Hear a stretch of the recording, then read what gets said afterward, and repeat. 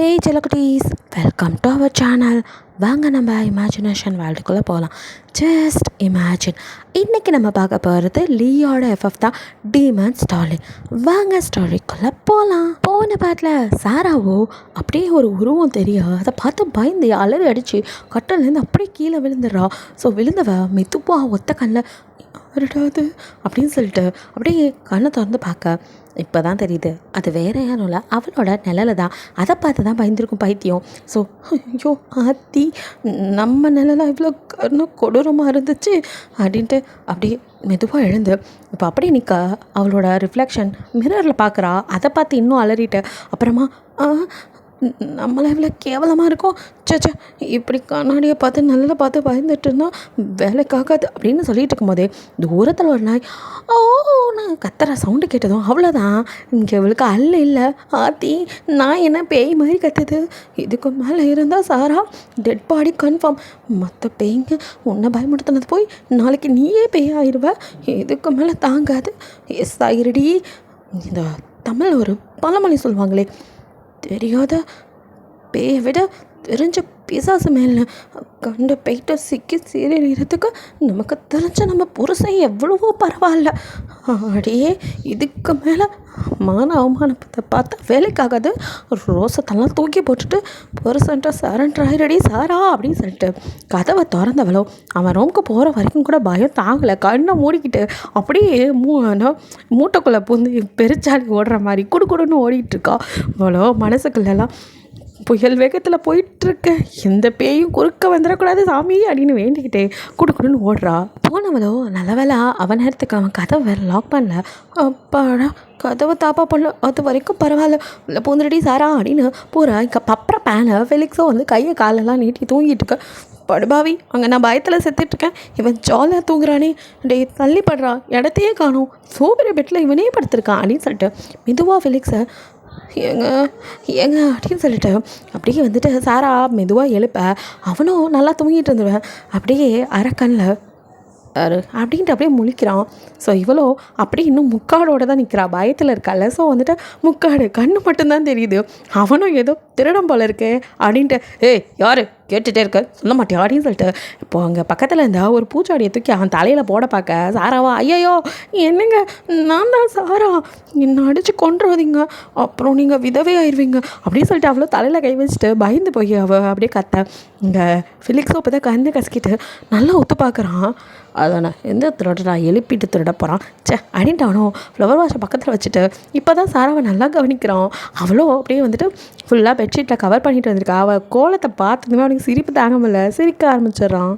இப்போ எதுக்கும் சிரிக்கிறீங்க அப்படின்ட்டு அவ்வளோ எழுந்து நின்று அப்படியே கத்த. அவனும் இப்போ எதுக்கிட்டு நீ இங்கே வந்தா அப்படின்ட்டு அவன் கத்துறான். அவன் கத்துற ஐயோ டே பையன் எதுக்கு இந்த கத்துறான், நீ கத்துன எனக்கு உன்னை பார்த்தாலே பேய் மாதிரி இருக்குது, சும்மா இருடா, நைட் நேரத்தில் நானே பேய்க்கு பயமுடுத்தாதடா, தனியாக இருந்தால் கட்டலுக்கெல்லாம் கை கால் முளைச்சி வர மாதிரி பயமாக இருக்குது, அதான் இங்கே வந்தால் நீ என்னை பார்த்து பயந்து கத்தி இப்போது உன்னை பார்த்து நான் பயப்படுற மாதிரி பண்ணுற அப்படின்ட்டு அவள் புலம்பிகிட்டு இருக்க. அவனும் உத்து பார்த்து இப்போ என்ன அப்படின்ட்டு அப்படியே அந்த பெருமாள் பள்ளி கொண்டு இருக்க மாதிரி நல்லா ஒய்யாரமாக படுத்துக்கிட்டு அப்படியே அவளை பார்க்க அவ்வளோ அது நான் இருட்டுன்னா ரொம்ப பயப்படுறவ, அதனால தான் நானாக என்னை இது வரைக்கும் தனியாக விட்டதே இல்லை. நான் என் ரூமில் ரொம்ப பயமாக இருக்குன்னு சொன்னால் நானாக என்னை விட்டு எங்கேயும் போகாமல் கட்டிலுக்கு பக்கத்துலேயே பெட்டை போட்டு படுத்துக்கும் தெரியுமா, அதுக்கு அப்படிங்கிறான் நக்கலா. ஷோ இவனை எனக்கு தனியாக படுக்க பயமாக இருக்குது, நானும் இங்கேயே படுத்துக்கிட்டுமா அப்படின்னு அவ்வளோ கேட்க கிரீஸ் டப்பாவை எப்படி உதச்ச அப்படின்னு இந்த கவுண்டர் பண்ணி கேட்குற ஸ்டைலில் நம்ம ஃபிலிக்ஸோ அதான் கதவை சாத்திட்டு எப்படி போய் அமுக்கு நான் 3 தோசையை அதைத்தான் இப்படி கேட்குறான். ஆறாவோ என்ன பையா நீ கொஞ்சம் கூட மனசாச்சு இல்லையா, பழி வாங்குகிற நேரமாக பையா இது, எனக்கே பயமாக இருக்குது, ப்ளீஸ் பையா அப்படின்னு அவன் ஷர்ட்டை பிடிச்சி அப்படியே வந்துட்டு சாரி அவன் பானியனை பிடிச்சி இப்படி இழுத்துட்ருக்கா. ஸோ அவனும் அப்படி சிரிச்சிட்டு சரி ஒன்றை பார்த்தாலும் பாவமாக தான் இருக்குது, சரி வா அப்படின்னு அப்படியே 2 கையை நீட்டி அப்படியே வந்துட்டு வான்னு கூப்பிடுறான். இப்போ எதுக்கு ஏசுநாதரை சிலுவையில் அடிச்சவன் நீ பப்பரப்பான்னு 2 கையை நீட்டிகிட்டு இருக்க, நான் கட்டி பிடிச்சிக்க தாண்டி கூப்பிட்றேன், இதான் பயமாக இருக்கண்டில, வா நீ இறுக்கி கட்டி பிடிச்சிக்கோ, பயமெல்லாம் பறந்து போயிடும் அப்படிங்கிறான். ஐயா நான் படுக்கிறதுக்கு தான் இடம் கேட்டேன், கட்டிலாம் பிடிக்க வேணாம் அப்படிங்கிறா. தோடா நானே போனால் போகுது பயமாக இருக்குண்டாலே என் பொண்டாட்டி படுத்துக்கிட்டுன்னு பார்த்தா பாடுறா அப்படிங்கிறான். இங்கே பாரு, இந்த கட்டி பிடிக்கிற வேலையெல்லாம் வேணாம், நான் அதெல்லாம் பயப்பட மாட்டேன், பக்கத்தில் படுத்தா மட்டும் போதும் ஐயா அப்படின்ட்டு அவனை முறைக்க தொல்றா அப்படின்னு சொல்ல அவனும் சரி படுத்து தொலை அப்படின்ட்டு கொஞ்சமாக நான் வந்து இடம் கொடுக்க அவ்வளோ படுக்க முடியாமல் படுத்த சாராவோ அவனை ஜோ இப்படி படுத்தா எப்படி படுக்கிறதா 80% இடத்துல நீங்கள் படுத்துட்டு வெறும் 20% கொடுத்தா என்னால் எப்படி படுக்க முடியும், தள்ளுங்க அப்படின்னு சொல்லிட்டு அவனை பிடிச்சி இடிக்க ஃபிலிக்ஸோ ஆக்சுவலி அவன் அப்படி தான் முக்கா இடத்துல அவனே படுத்துட்டேன், கொஞ்சமாக தான் அவளுக்கு இடம் கொடுத்துருப்பான். என்னாடி இதுக்கு மேலே தள்ளுனா எங்கே போகிறதான் அப்படிங்க.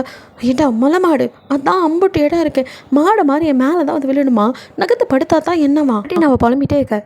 என்னை பார்த்தா எப்படி தெரியுது, நல்லா மடமாடு ஏலியன் ஒட்டி சொன்ன பார்த்துக்கோ அப்படின்ட்டு அவனை அப்படியே முறைச்சிட்டு நான் உனக்கு எவ்வளோ இடம் கொடுத்துருக்கேன் பாரடி, சொல்லப்போனால் நீ தான் முக்கால்வாசி இடத்துல கிடக்க, நான் தான் கொஞ்சமாக நான் வந்து படுத்துருக்கேன், இதுக்கு மேலே நவர்னா கீழே தாண்டி நான் போய் படுக்கணும், போனால் போதுன்னு உனக்கு இடம் கொடுத்துருக்கேன், நைண்டா கொளுத்து பிடிச்சி வெளியே தெளிவேன், ஐயாடா பெரிய இடம் கொடுத்துட்டான், தள்ளுடா இடமே இல்லைடா ஏலியன் அப்படின்ட்டு அவள் புலம்பிக்கிட்டே தான் இருக்கா. ஏண்டி இத்தனோண்டு இருந்துட்டு சும்மா கையும் காலையும் பப்பரை பேன் வச்சுட்டு படுக்க உனக்கு இடம் வேணுமா, இங்கே பாரு இவ்வளோதான் இங்கே படுடி, முடியாதுடா ஏலியன் மண்டியா நுங்குந்து படா அப்படின்னா 2 பேருக்கு வந்துட்டு சண்டை முத்திக்குது. அவனும் விட்டு கொடுக்குற மாதிரில இவனும் விட்டு கொடுக்குற மாதிரில கொஞ்ச நேரத்தில் சாராவோ ஐயோ இரு இதுக்கு ஒரு ஐடியா இருக்குது அப்படின்ட்டு அவ்வளோ எழுந்திருக்கா.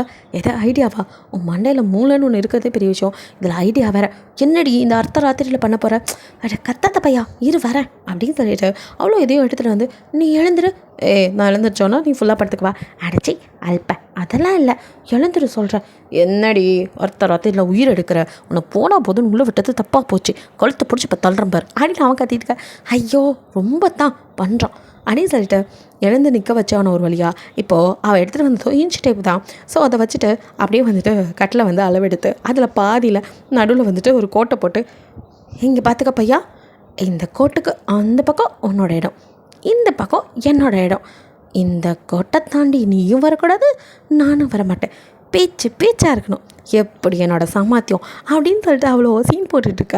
இங்கே ஃபிலிக்ஸோ தலையில் அடிச்சுக்கிட்டு இவளை ஆடிட்டு அடுத்த நிமிஷம் அவளை கட்டி பிடிச்சிக்கிட்டு அப்படியே பெட்டில் விடுங்க, ஏலியன் மலை மாடு இவ்வளோ நேரம் சொல்கிறேன் மறுபடியும் என்னடா பண்ணுற அப்படின்னு அவள் கத்துறா.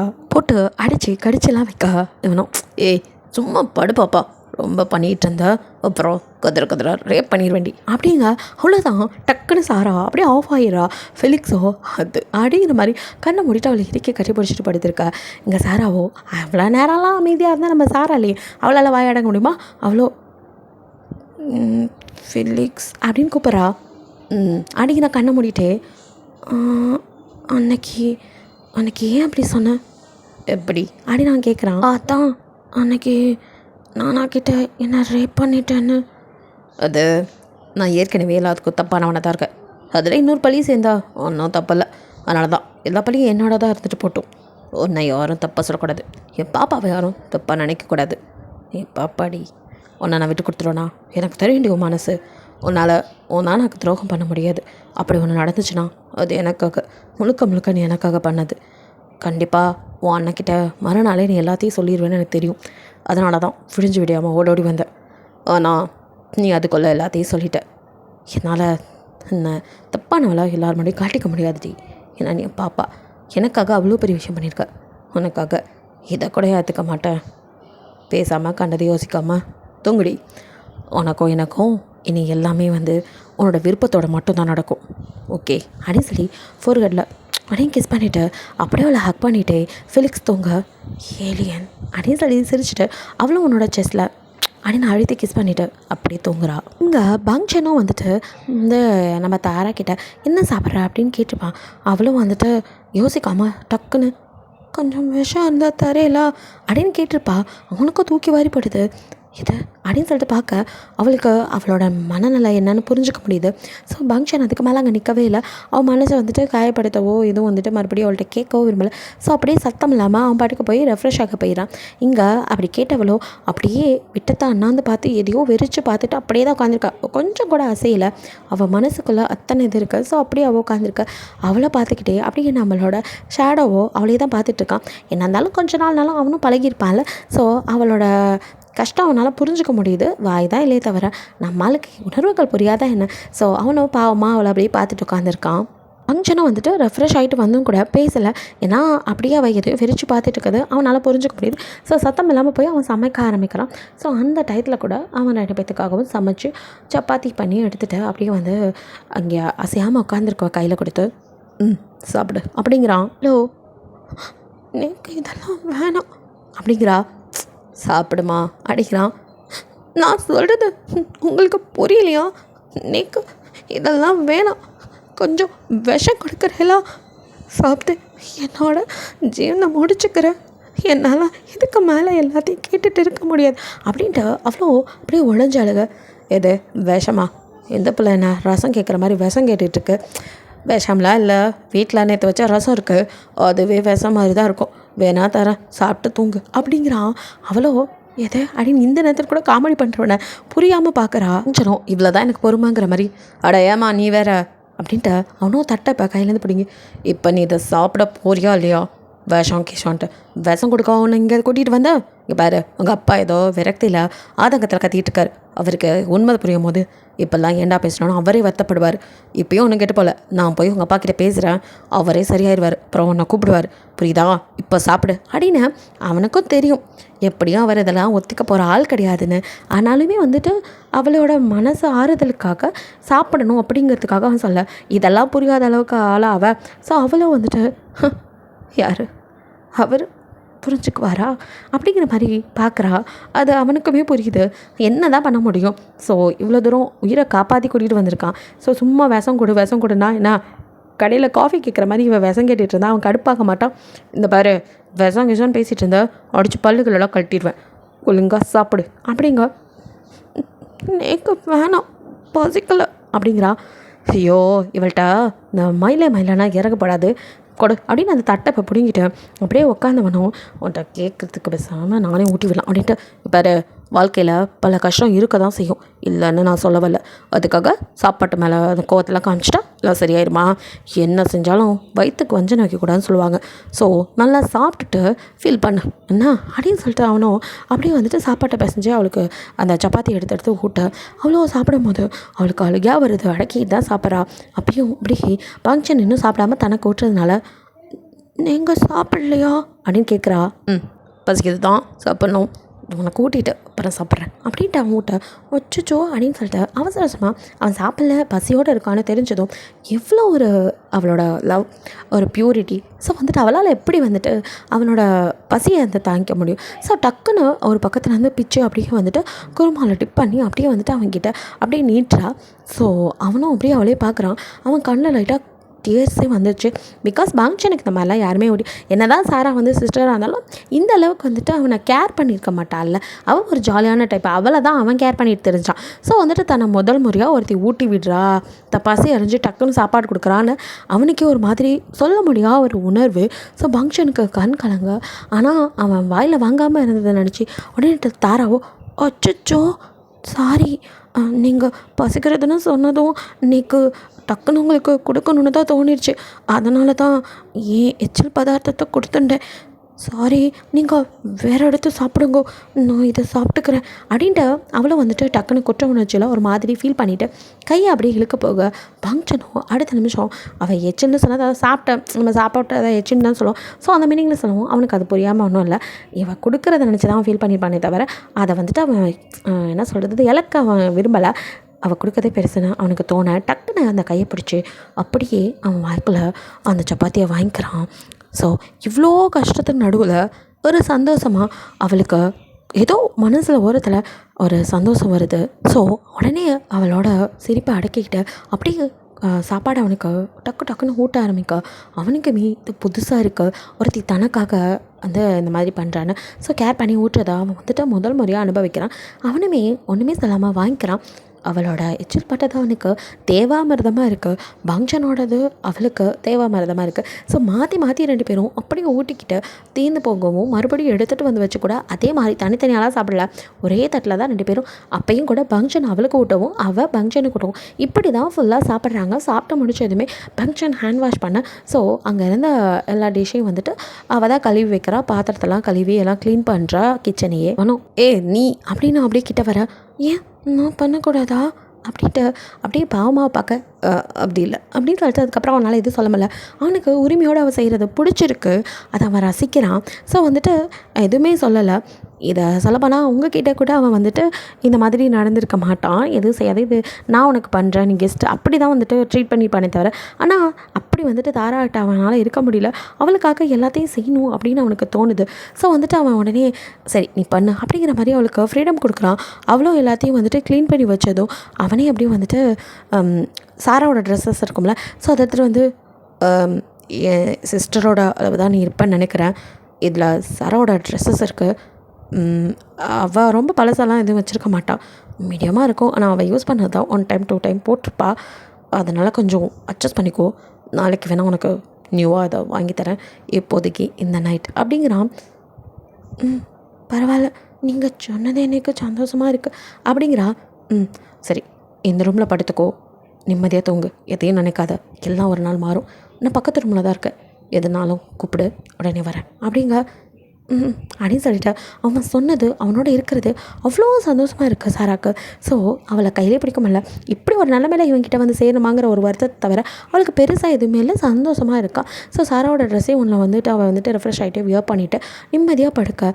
இங்கே ஃபங்க்ஷனுக்கு இது வரைக்கும் தனக்குன்னு யாரும் இல்லை அப்படின்ட்டு இருந்த மனசுக்குள்ளே இப்போது அவள் இருக்கிறது, அவனுமே அவனோட சகலத்தையும் தன்னை சுற்றி நடந்தது, சாராவோட பிரச்சனை இதெல்லாம் மறந்து நிம்மதியாக தூங்குறான் சந்தோஷமாக. இங்கே சங்க் அங்கிளோ அவருக்கு ஒன்றும் புரியல, ஒரு திரு என்ன சொல்கிறான் இவன், லூஸ் ஆகிட்டானா, எத்தனை வாட்டிடா கல்யாணம் பண்ணுவேன், ஏமா உனக்கு இவனுக்கும் நான் தானே கல்யாணம் பண்ணி வச்சுட்டு ஃபாரின் போனேன், போயிட்டு வரத்துக்குள்ளே இவனுக்கு மண்டையில் அடிபட்டு ஏதோ அம்னீஷியா பேஷண்ட் ஆகிட்டானா, வந்ததும் மறுபடியும் கல்யாணங்கிறான், சும்மா கல்யாணம் பண்ணி விளையாண்டுட்ருக்கான், இவன் என்ன நினச்சிட்ருக்கான், உன் புருஷனுக்கு என்ன தான் ஆச்சு அப்படின்னு சொல்லிட்டு அவருக்கு ஒன்றும் புரியாமல் அவரோ கேள்வியாக கேட்க, அது அங்கிள் நான் சொல்கிறேன் அப்படின்னு சொல்லிட்டு அவனும் வந்துட்டு, அது அப்போது நடந்த மேரேஜ் பெருசாக இன்ட்ரெஸ்ட் இல்லை, அவளுக்கும் என்னை பற்றி எனக்கும் அவளை பற்றி எதுவும் தெரியாமல் நான் பெருசாக பிடிப்பு இல்லாமல் ஒரு இன்ட்ரெஸ்ட்டே இல்லாமல் பண்ணிக்கிட்டது, அதுக்கப்புறமும் இடையில என்னென்னமோ நடந்து போச்சு, அதனால தான் இப்படி நல்லபடியாக நடக்கணும்னு நினைக்கிறேன் அப்படின்னு சொன்னவன் ஒன்றும் கூட விடலை, அவர்கிட்ட மறைக்கலை எல்லா விஷயத்தையும். ஏன்னா அவர் ஒரு காட்ஃபாதர் மாதிரி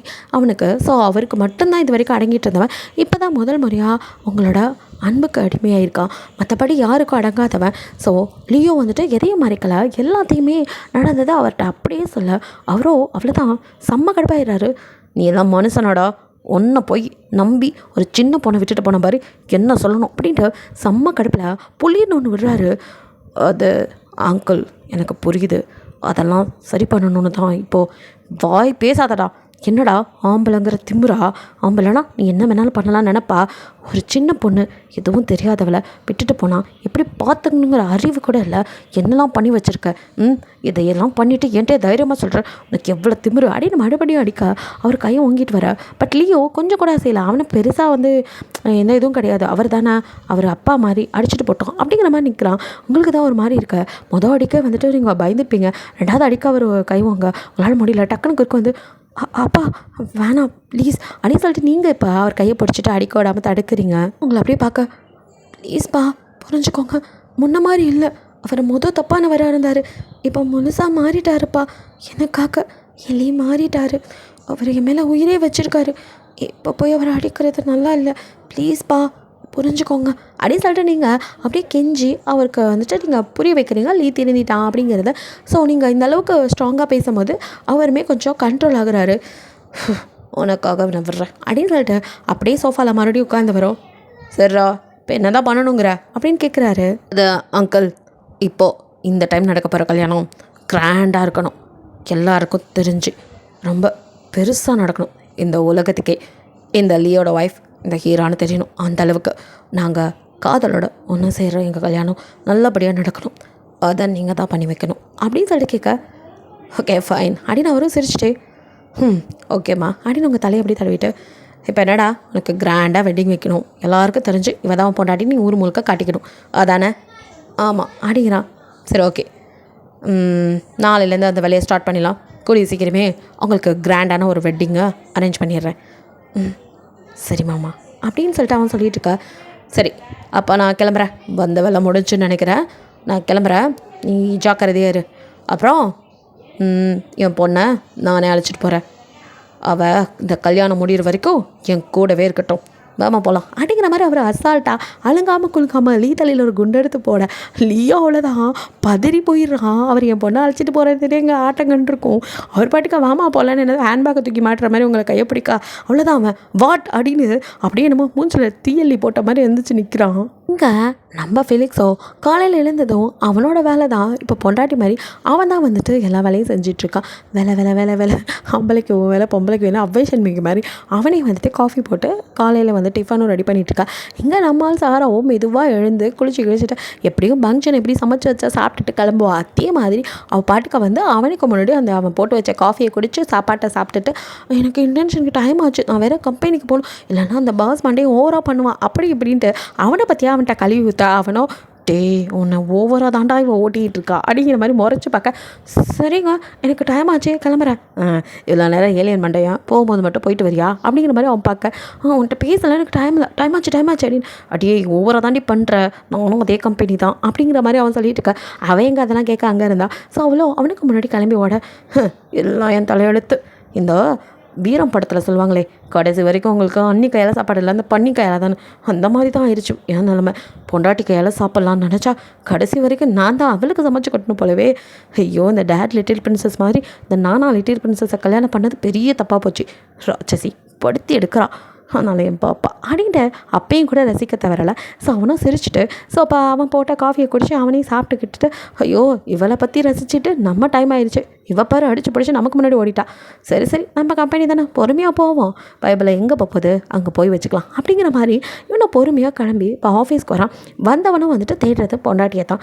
அவனுக்கு எப்போவுமே அவன் பொண்டாட்டி தானே. ஸோ வந்துட்டு கண்ணாலே பாயுது எங்கே போகலாம், இந்நேரம் எங்கேயாவது இருப்பாளே, அவ்வளோ வேகமாக வந்தால் ஆனால் ஆளை காணோம் அப்படிங்கிற மாதிரி அவனும் எல்லா பக்கமும் தேடிட்டான். தெரிஞ்ச அளவுக்கு தேடி அவன் கண்ணில் அவன் சிக்கவே இல்லை.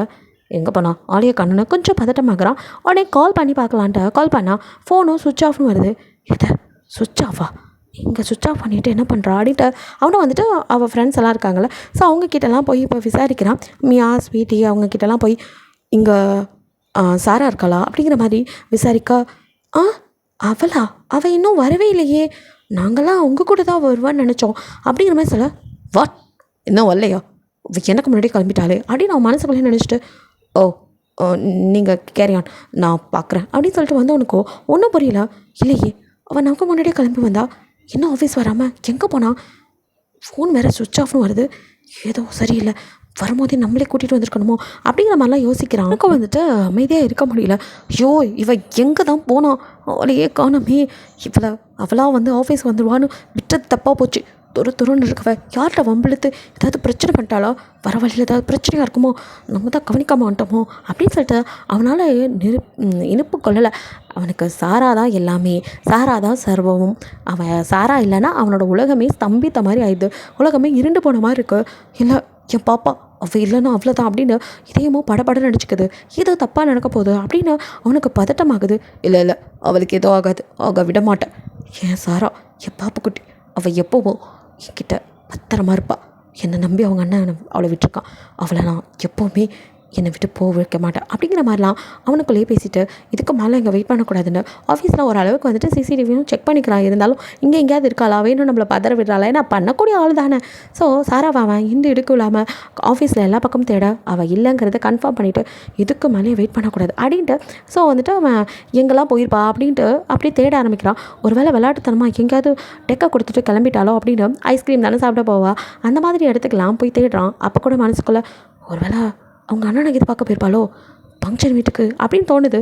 இருந்தாலும் மனசாச்சும் அடித்து சொல்லுது இல்லை அவளே அவன் அண்ணன் மேலே வந்துட்டு வருத்தத்தில் இருக்கா, கண்டிப்பாக அங்கே போக வாய்ப்பே இல்லை, இந்த நேரத்தில் அவங்க அண்ணன் ஆஃபீஸ் கிளம்பியிருப்பான், இப்போ போய் என்ன பண்ண போகிறா, இருந்தாலும் அங்கே போய் பார்க்கலாமா அப்படின்லாம் மனசுக்கு தோணுது. ஸோ ஏதேதோ ஏன்னா அவள் போகிற வர இடம் எல்லாம் அவனுக்கு தெரிஞ்ச இடத்துலலாம் தேடிட்டான், எங்கேயுமே அவளை காணோங்கும் போது அடுத்தது அதுவாக தான் இருக்கும். ஒரு வேளை அண்ணன் நினப்பு வந்து இது ஒரு வேளை அங்கே போயிருப்பாளோ அப்படிங்கிற நினப்பு.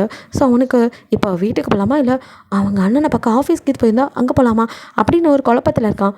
இல்லை ஃபஸ்ட்டு வீட்டில் போய் செக் பண்ணிடலாம், அங்கே இல்லைன்னா அடுத்த ஆஃபீஸ் போகலாம் அப்படிங்கிற மாதிரி யோசிச்சுட்டே அவனும் வந்துட்டு வண்டியை திருப்பான். அப்போ கரெக்டாக வந்துட்டு அவனுக்கு ஒரு கால் வருது. ஸோ அவனும் யார் என்ன அப்படின்னு சொல்லிட்டு பதட்டத்தோடு அட்டன் பண்ணி ஹலோ அப்படிங்க இங்கே நம்ம சாரா தான். ஹலோ பையா நான் தான்டா சாரா பேசுகிறேன் அப்படிங்கிறா. அவனுக்கு அன்னோன் நம்பர்லேருந்து கால் நான் அதுவுமே யோசிச்சுட்டு தான் எடுத்திருப்பான். கரெக்டாக சாராவே பேச அவனுக்கோ ஏய் எங்கடி இருக்க அப்படிங்கிறான். அதை சொல்லதுன்னா கால் பண்ணியிருக்கேன். ஏய் இது யார் நம்பர்டி? ரொம்ப முக்கியம். ஏன்னா திடீர்னு 4 பேர் கடத்திட்டானுங்க. கார் டிக்கியில் போட்டு அடைச்சி வச்சுக்கானுங்க. என் ஃபோனை அவனுங்க பிடிங்கிட்டானுங்க. அதில் ஒருத்தனோட ஃபோனை அவனுங்களுக்கு தெரியாமல் நான் ஆட்டே போட்டேன். அதில் இருந்தால் இப்போ பேசிகிட்டு இருக்கேன். எப்போ ஃபோனை பிடுங்குவானுங்கன்னு தெரியல. நான் இதுலேருந்து லொக்கேஷன் ஷேர் பண்ணுறேன். சீக்கிரமாக வா. எப்படியும் 4-5 பேர் இருக்க மாதிரி தெரியுது. இன்னும் கடத்திட்டானுங்கடா அப்படின்னு சொல்லிட்டு அவள் சொல்லிகிட்டு இருக்கும் போதே டக்குன்னு வந்து ஃபோன் கட் ஆகுது. இங்கே சரா சரா சாரா பாப்பா பேசுடி அப்படின்ட்டு கத்திட்டு இருக்கான். வச்ச ஃபோனில் எப்படிடா பேசுவா? இது ஏன் மைண்டு வாய்ஸ். ஸோ இங்கே சாரான்னு கத்தணும். அப்படியே ஃபோனை பார்க்க அதான் கட் ஆயிடுச்சே. லொக்கேஷன் மட்டும்தான் ஷேர் ஆகிருக்கு. ஸோ லொக்கேஷனை பார்த்தோணும் அந்த இடத்துக்கு போகணுங்கிறதுக்காக. ஸோ வந்துட்டு இப்போ போன இடத்த விட்டு அவன் வந்து திரும்பி வந்துட்டுருக்கா. அப்போ தான் வந்துட்டு ஃபங்க்ஷனை வந்துட்டு ஆஃபீஸ் கிளம்பி வந்துட்டு இருப்பான். ஸோ ஆப்போசிட்டில் வரவனை கரெக்டாக ஃபெலிக்ஸும் பார்த்துறான். பார்த்ததுமே அவன் குறுக்க போய் வண்டியை நிறுத்த இங்கே ஃபங்க்ஷனும் அப்படியே அவனை முறைச்சி பார்க்குறான். ஸோ டக்குன்னு ஃபெலிக்ஸ் இறங்கி அவன்கிட்ட ஓடி வர ஆரம்பிச்சிட்டான்டா. காலையில் என்ன ட்ராமா பண்ண வந்திருக்கான் அப்படிங்கிற மாதிரி ஃபங்க்ஷனும் இவெல்லாம் அடங்க மாட்டானா, பேச மாட்டேன்னாலும் விட மாட்டானுங்க போல். அதான் உங்களுக்கு கல்யாணம் பண்ணி வச்சாச்சே இன்னும் என்ன அப்படிங்கிற மாதிரி அப்படியே ஃபங்க்ஷன் பார்க்க மச்சா ஒரு அவசரம் அப்படின்னு சொல்லிட்டு வரான். என்ன அப்படி சொல்லிட்டு இப்போ ஃபங்க்ஷன் அவன் மூஞ்சில் இருக்க கலவரத்தை புரிஞ்சுட்டு என்னாச்சு என்ன சொல்லு அப்படின்னு சொல்லிட்டு அவனும் அதே பதட்டத்தோடு கேட்க அது உன் தங்கச்சி சாராவை யாரோ கடத்திட்டாங்கடா. என்ன சொல்கிற அப்படின்னு ஷர்ட் அப்படியே ஃபங்க்ஷன் பிடிக்க தெரிலடா மச்சான். ஆமாம் இப்போ தான் காலையில் கால் பண்ணான். நான் ஆஃபீஸ்க்கு போயிருந்தேன். அவளும் வந்திருப்பான்னு நினச்சா அங்கே காணோம். தேடிட்டு இருக்கும்போது தான் கொஞ்சம் முன்னாடி தான் கால் பண்ணான். யாரோ கடத்திட்டாங்கன்னு சொல்லி ஒரு நம்பர்லேருந்து கால் பண்ணான் அப்படின்னு சொல்லிட்டு அவனும் ஒரு நம்பரை காட்ட ஃபங்க்ஷனும் ஓ மை காட் ஷிட் அப்படின்னு சொல்லிட்டு அப்படியே வந்துட்டு தலையில் அடிச்சுக்க என்ன ஆச்சு அப்படிங்கிறான் ஃபெலிக்ஸ். இப்போ தான் இதே நம்பர்லேருந்து மொத்தம் எனக்கு தான் கூப்பிட்ருக்கா. நான் தான் இன்னும் நம்பர்னு கேட்டுக்காம விட்டுட்டேன். அதான் உனக்கு கூப்பிட்ருக்கா போல் அப்படிங்க. அதெல்லாம் பேச நேரம் இல்லைடா. யாரோ 4 பேர் கடத்திருக்காங்கன்னு சொல்லி என்கிட்ட சொல்லிவிட்டு லொக்கேஷன் ஷேர் பண்ணுறேன்டா. அதுக்குள்ளே கட் ஆயிடுச்சுடா. ஓ 4 பேரா? ஓ சரி ஓகே அப்படின்னு சொல்லிட்டு லொக்கேஷன் எங்கே அப்படின்னு கேட்குறான். இப்போ அதை ஃபெலிக்ஸும் காட்ட அடுத்த நிமிஷம் அப்படியே ஃபங்க்ஷனும் வந்துட்டு ஹலோ ஆம்புலன்ஸா அப்படின்னு சொல்லிட்டு ஒரு லொக்கேஷன் சொல்லி அந்த இடத்துல 4 பேர் அடிப்பட்டு கிடக்குறாங்க. உடனே போனீங்கன்னா அடிக்கலாம் அப்படிங்கிற மாதிரி அப்படியே அசால்ட்டாக சொல்ல எதை அப்படின்ட்டு ஃபெலிக்ஸோ நான் என்ன பதட்டத்தில் சொல்லிட்டுருக்கேன் நீ என்ன பண்ணிகிட்ருக்க அப்படிங்கிற மாதிரி ஃபங்க்ஷனை பார்க்க ஃபங்க்ஷனோ என்ன அடி வாங்கிட்டு அங்கே படுத்து கிடக்கிறதுக்கு என் தங்கச்சி என்ன சாதாரண தங்கச்சியா? என் பாப்பாடா. நானா அந்த பாப்பாவை எப்படி வளர்த்துருக்கேன்னு இன்னும் கொஞ்சம் இடத்துல நீ பார்ப்பேன். என் தங்கச்சி என்னோடய வளர்ப்பு இப்போ எப்படி இருக்குன்னு வந்து பாரு. கண்டிப்பாக அந்த 4 பேத்தையும் மண்டையை நேரம் பிறந்து மட்டையாக்கியிருப்பா. அவனுங்க 4 பேரும் குத்துயிரும் கொலவீரம் இருப்பானுங்க. வா போய் அவனுங்களை ஆம்புலன்ஸ் அள்ளி போட்டு என் தங்கச்சியும் அப்படியே கூட்டிகிட்டு வரலாம் அப்படின்ட்டு நம்பிக்கையோட ஃபங்க்ஷன் சொல்ல. ஆனாலும் ஃபெலிக்ஸ்க்கு செய்யக்கூடிய ஆள் தான் அப்படின்னு தோணினாலுமே ஒரு பயம் வருது. வாய்ப்பில்லை ஏதாவது 4 பேருங்கும் போது பண்ணிட்டா அப்படின்னு சொல்லிட்டு நைட்டு பேய்க்கே பயப்படுறவ இவெல்லாம் சண்டை போட போகிறான்னு ஒரு நம்பிக்கை இல்லாமல் தான் கிளம்புறான். அப்படி சண்டை போட்டு அவள் தப்பிச்சிருவாளா? அடுத்த எபிசோடில் பார்க்கலாம். இதோட இந்த எபிசோட் முடியுது. பிடிச்சிருந்தா லைக் பண்ணுங்கள், ஷேர் பண்ணுங்கள், மறக்காமல் சப்ஸ்கிரைப் பண்ணுங்கள். அப்படியே கொஞ்சம் கமெண்ட்டும் பண்ணிடுங்க. பாய். தேங்க்யூ ஃபார் வாட்சிங்.